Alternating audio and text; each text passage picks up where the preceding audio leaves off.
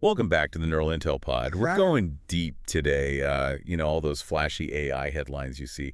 Well, we're going beyond those and really getting into how these powerful models are actually trained. It's like we're popping the hood to see what makes the engine run right. Exactly. And today's engine is it's called the Unsloth Efficient GRPO algorithm. Quite a mouthful. It is. But this breakthrough was developed by Daniel and Michael, and we're looking at their blog post from February 20th, 2025 about it. And it could really reshape the future of AI, as we know it. Yeah, what's really interesting about Unsloth is that it tackles this fundamental challenge in AI, and it's this thing called context length. Okay. And context length, you can think of it like short-term memory for an AI model. Yeah. So the longer the context, the more information the AI can hold in mind when it's processing information. Okay, so context length is important, but why should we care about this? Okay, well, imagine trying to have a conversation, but you can only remember the last few sentences that were spoken. It would be pretty difficult to follow along, right? Yeah. And it's the same for AI, the limited context length. It's it really restricts the AI's ability to understand these complex ideas and to make connections and to, ultimately do its job effectively. So a short context length is like trying to solve a puzzle, but you only have a few pieces. Yeah, that's a great analogy. And Unsloth, it's like finding a whole bunch of those missing puzzle pieces. Okay. And it allows us to train AI models with 10 times longer context lengths, and it really just dramatically expands what they're capable of. So that's pretty impressive, but what does that actually look like in the real world? Can you give us an example? Sure. So let's say we wanted to train a model like Llama 3.1. Have you heard of that one? Yeah. It's a pretty powerful language model. And you want to train it to understand and generate text. With the traditional methods, you'd need over 500 gigabytes of VRAM. Wow. And that's that specialized memory that AI models use just to handle a decent context length. So it's like needing a giant warehouse to store just a few boxes. Yeah, exactly. And that pretty much limits this type of development to these research labs with supercomputers, right? Right.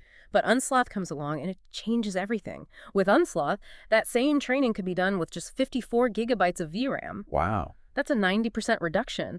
And suddenly it becomes feasible for way more developers and researchers to experiment with these really powerful models. Okay, so Unsloth is like shrinking that giant warehouse down to the size of a walk-in closet. Haha, yeah, something like that. That's pretty amazing. But how does it do that? How does it pull off this magic trick?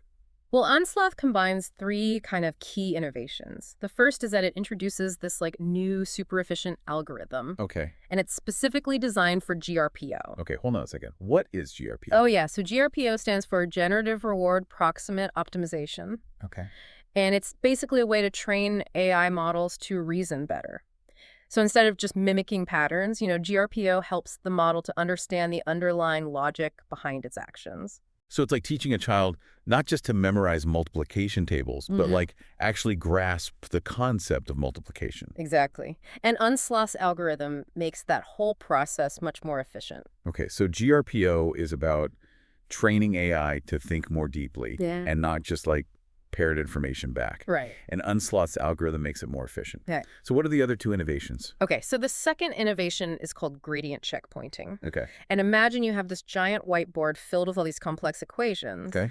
And instead of trying to keep the whole board in view at once, you take these snapshots of specific sections and you store them away. Right. That's essentially what Unsloth does. It strategically offloads information to the system's RAM, and that frees up space on the GPU's limited VRAM. So it's like having a bigger workspace without actually needing more physical memory on the GPU itself. Yeah, exactly. Clever.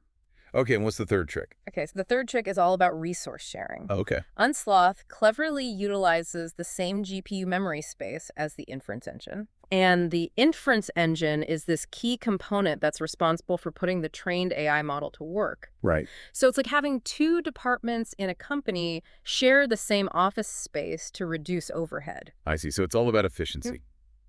Okay.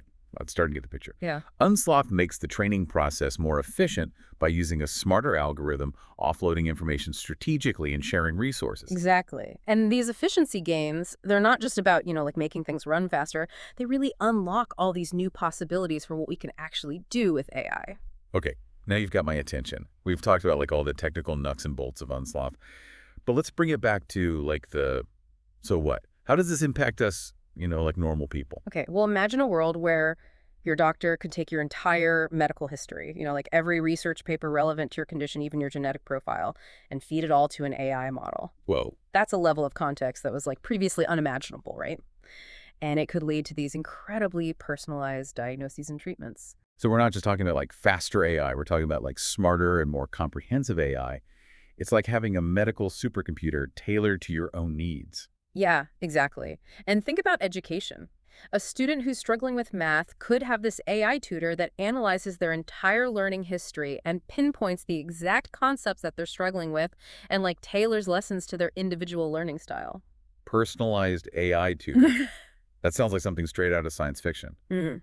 But with Unsloth, it's becoming a reality. It is. And these are just two examples. We could talk about applications in finance, environmental science, even creative fields like music and art. Unsloth is a game changer because it really lowers the barrier to entry for developing and deploying these powerful AI models. Okay. I'm definitely starting to see the potential here. Mm. But, whenever we talk about these big leaps in technology, they're always concerned about like the downsides, right? Oh, absolutely. It's so crucial to consider the potential implications, both positive and negative, of any technological advancement. Right. And one concern that comes up a lot with AI is like job displacement. If AI can do all these amazing things, will it eventually replace human jobs? Yeah, that's a valid concern, and it's one that we need to address thoughtfully.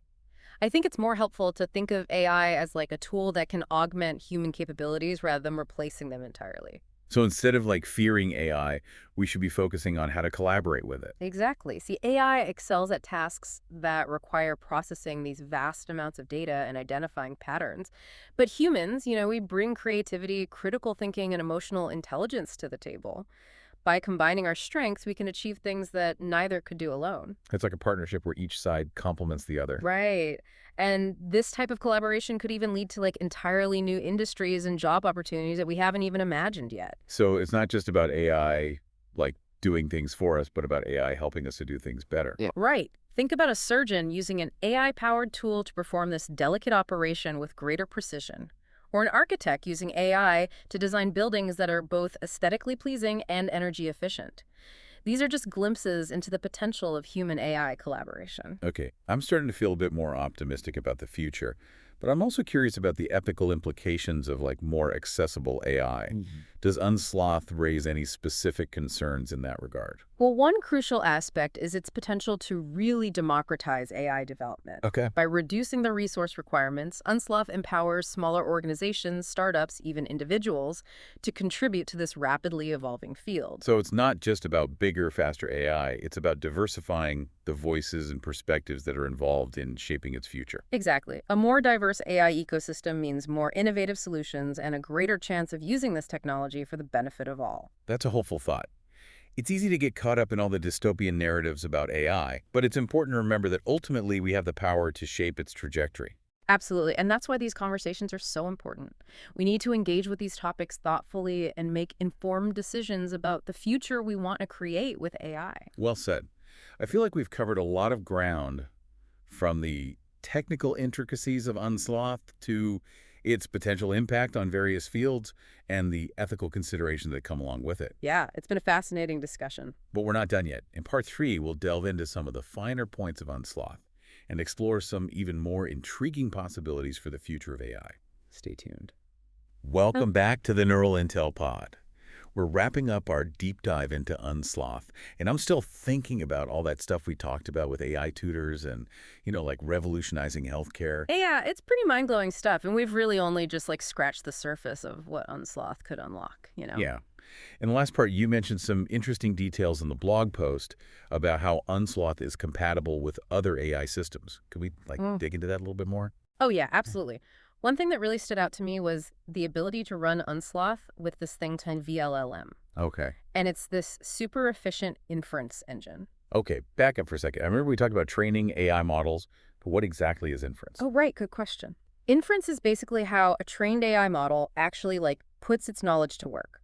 It's the process of using the model to generate text, translate languages, write code, or perform any other task it's been trained for. So training is like filling the brain with information. And inference is like using that brain to solve problems. Yeah, that's a great way to put it. Yeah, And VLLM is like the super efficient brain processor. It allows AI models to perform inference with like minimal resources. got it. So how does Unsloth fit into all of this? Well, by combining Unsloth with VLM, you get this incredibly powerful and efficient workflow. So you can train a model with these massive context links using Unsloth and then deploy it using VLM to do inference super fast and with like really minimal hardware requirements. Okay, so it's like you're training a super athlete and then giving them the perfect pair of lightweight running shoes Yeah. so they can go further and faster without being weighed down. Yeah, exactly. And that opens up a whole world of new applications. Imagine deploying these advanced AI models on smartphones or in places with limited internet access, and suddenly things like personalized education, real-time translation, even offline AI assistants become much more feasible. It's like putting the power of a supercomputer in your pocket. Right. I think there was another technical detail on the blog post that caught my eye, something called dynamic 4-bit. Can you explain what that is? Yeah, so dynamic 4-bit is this technique for representing data with fewer bits, which essentially means you can store and process information more efficiently. It's kind of like compressing a file, but without losing any of the important details. So it's all about squeezing more performance out of the hardware. Exactly. And this focus on efficiency is what makes Unsloth so exciting. By breaking down these technical barriers, it could really spark a wave of creativity and innovation in the AI field. Yeah, it's like they're giving people the tools and saying, okay, now go out and build something amazing. Right. And that brings us to like maybe the most intriguing question of all. What will people build with this technology? Yeah, we've talked about personalized AI tutors and revolutionized healthcare, but what other possibilities are out there? Well, imagine AI models that can like read and understand complex scientific research papers, generate hypotheses, and even accelerate breakthroughs in fields like climate change or disease prevention. Wow. Or what about AI systems that analyze huge amounts of historical data to help us understand societal trends and make better decisions about the future? It's like we're on the verge of a new era of discovery powered by AI that can not only process information, but really understand it and help us solve some of like humanity's biggest challenges. Yeah, it's exciting, isn't it? And that's the power of these breakthroughs like Unsloth. They don't just improve existing technology, they fundamentally change what's possible. They open up this whole universe of opportunities that are really only limited by our imagination. Well, on that note of boundless possibility, I think it's time to wrap up our deep dive into the world of Unsloth. Yeah, it's been a really great conversation. And to our listeners, thank you for joining us on this adventure into like the heart of AI innovation. We hope you come away feeling as inspired and excited about the future as we are. Yeah. And remember, the future of AI is being written right now. So stay curious, stay engaged, and let's build a future where technology empowers us all. Until next time, this is the Neural Intel Pod signing off.